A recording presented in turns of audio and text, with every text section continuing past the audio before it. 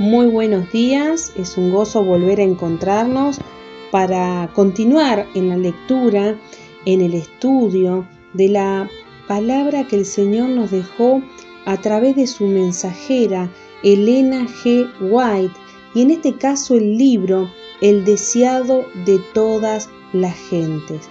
Un libro que se los recomiendo porque realmente tiene tesoros del conocimiento de la vida de Jesús. Mi nombre es Sonia y ustedes ya saben que de lunes a viernes por la mañana nos encontramos en FM Reconquista 89.5. Hoy tenemos el gusto, el agrado de poder empezar un capítulo nuevo. Es el capítulo número 11 en la página 84 y tiene por título El bautismo. Vamos a empezar con la lectura de este bellísimo capítulo.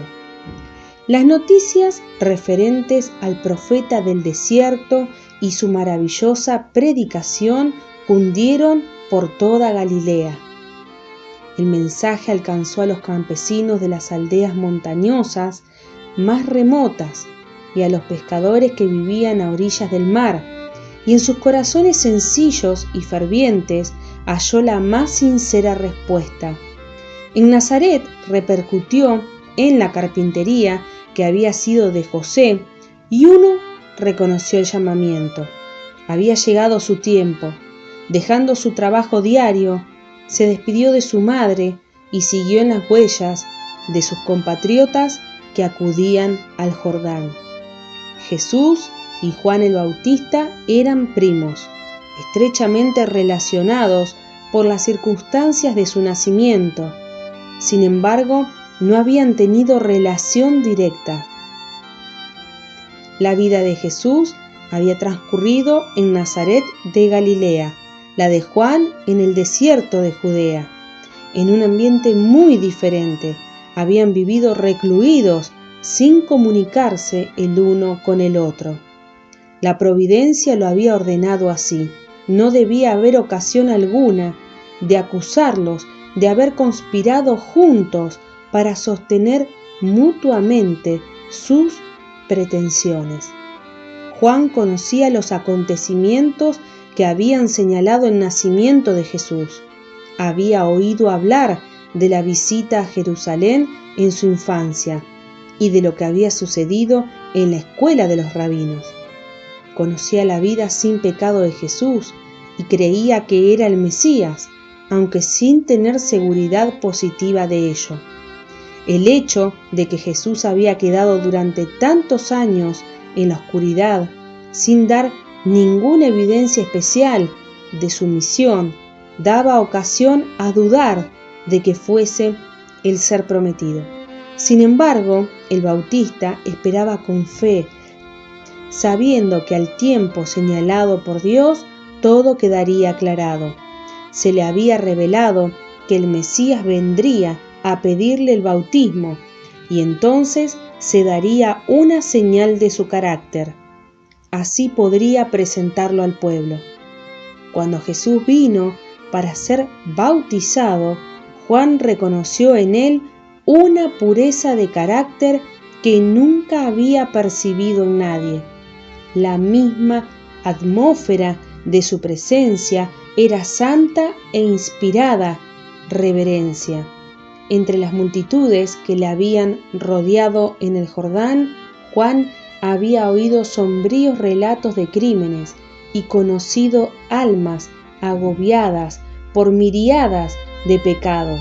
Nunca había estado en contacto con un ser humano que irradiase una influencia tan divina. Todo esto concordaba con lo que le había sido revelado acerca del Mesías. Sin embargo, vacilaba en hacer lo que le pedía Jesús. ¿Cómo podía él, pecador, bautizar al que era sin pecado? ¿Y por qué había de someterse él, que no necesitaba arrepentimiento, a un rito que era una confesión de culpabilidad que debía ser lavada? Cuando Jesús pidió el bautismo, Juan quiso negárselo, exclamando: «Yo he menester ser bautizado de ti, ¿y tú vienes a mí?». Con firme, aunque suave autoridad, Jesús contestó: «Deja ahora, porque así nos conviene cumplir toda justicia». Y Juan, cediendo, condujo al Salvador al agua del Jordán y le sepultó en ella. Y Jesús, después que fue bautizado, subió del agua, y he aquí los cielos le fueron abiertos, y vio al Espíritu de Dios que descendía como paloma y venía sobre él. Jesús no recibió el bautismo como confesión de culpabilidad propia. Se identificó con los pecadores, dando los pasos que debemos dar y haciendo la obra que debemos hacer. Su vida de sufrimiento y paciente tolerancia después de su bautismo fue también un ejemplo para nosotros. Después de salir del agua, Jesús se arrodilló en oración a orillas del río. Se estaba abriendo ante él una era nueva e importante. De una manera más amplia, estaba entrando en el conflicto de su vida. Aunque era el príncipe de paz, su venida iba a ser como el acto de desenvainar una espada. El reino que había venido a establecer era lo opuesto de lo que los judíos deseaban. El que era el fundamento del ritual y de la economía de Israel iba a ser considerado como su enemigo y destructor. El que había proclamado la ley en el Sinaí iba a ser condenado como transgresor. El que había venido para quebrantar el poder de Satanás sería denunciado como Belcebú.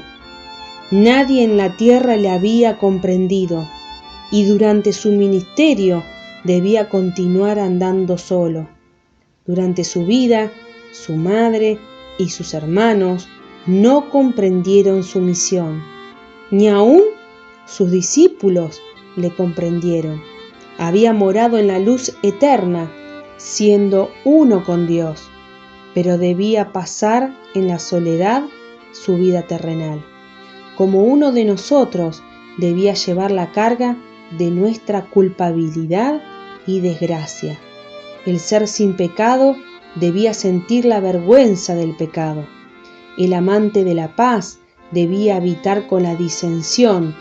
La verdad debía morar con la mentira. La pureza con la vileza. Todo el pecado, la discordia y la contaminadora concupiscencia de la transgresión torturaban su espíritu. Bueno, mis queridos oyentes, hasta aquí hemos llegado hoy. Realmente muy inspirador para que podamos meditar en estas palabras. Mañana nos volvemos a encontrar para continuar en la lectura de este bellísimo libro. Que Dios los bendiga.